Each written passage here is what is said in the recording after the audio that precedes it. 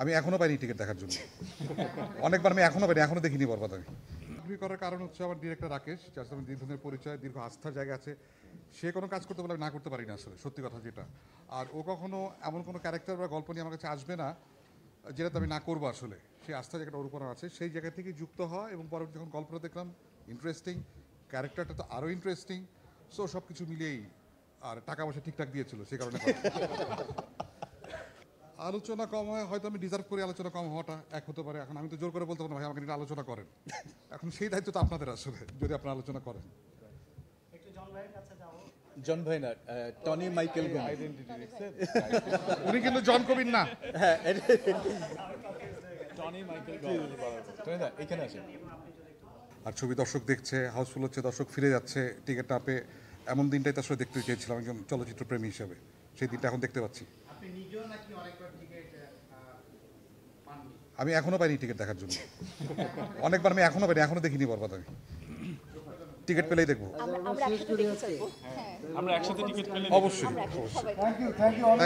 Thank you. আর প্রথমে আমি thanks দিচ্ছি বঙ্গকে এমন সাহসী একটি কন্টেন্টকে পেট্রোনাইজ করার জন্য। অবশ্য আলাদা করে থ্যাঙ্কস আর কিছু নেই, তারা বরাবরই কাজটি সাহসিকতার সাথে করে আসছে। এবং বঙ্গর সাথে পথ চলা আমার আজকের নয়, একটা দীর্ঘদিন ধরে পথ চলা চলছে। আবারও থ্যাঙ্কস আমাকে এই যাত্রায় যুক্ত রাখার জন্য। আমি নিজেকে বঙ্গ পরিবারের একজন মেম্বার বলে আমি মনে করি। বয়সের তুলনায় বা কাজের তুলনায় তার চরিত্রটা কিন্তু অনেক বেশি ম্যাচিউর ছিল। আয়শা অসাধারণভাবে এই চ্যালেঞ্জটা নিয়েছে এবং সে জয়ী হয়েছে।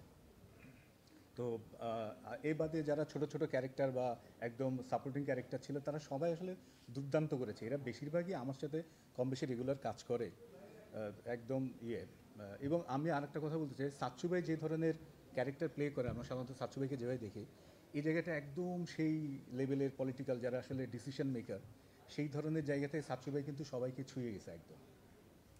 এইভাবে ভাবা ছিল আমার। যেহেতু গত বছরের জুলাই অভ্যুত্থানের পরে একটা পট পরিবর্তন হয়েছে দেশে, তো এটা কি আসলে আপনাদের মতো নির্মাতা তাদের জন্য আসলে অনেকটা স্বাধীনতার দরজা খুলে দিয়েছে কিনা? কারণ এখন আমরা অনেক ধরনেরই সাহসিক গল্প পাচ্ছি, যেটা হয়তো আগে আমরা ভাবতে পারতাম না। এবং একজন মেকারের জায়গা থেকে আসলে এটা কতটা ইম্পর্টেন্ট, এই ফ্রিডমটা, একটু এটা নিয়ে জানতে চাই। দেখুন, মেকার প্রথমে আসলে স্বপ্নবাজ। সেই স্বপ্নের আসলে কোনো আকার হয় না, কোনো ধরাবাঁধা কোনো একটা ঘরের মধ্যে চেপে থাকার জায়গা না। সেখানে সে মুক্তকণ্ঠে কথা বলবে, তার শিল্পীরা কাজ করবে, এইভাবে আসলে আমরা এই পরিচালকরা কাজ করে থাকি।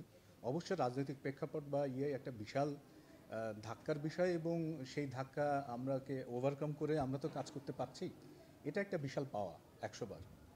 এবং স্বাধীন মানুষ স্বাধীনভাবে কথা বলা, এই ক্রাইসিসটা তো ছিল দীর্ঘদিন, আমরা সেখান থেকে তো বের হতে পারছি।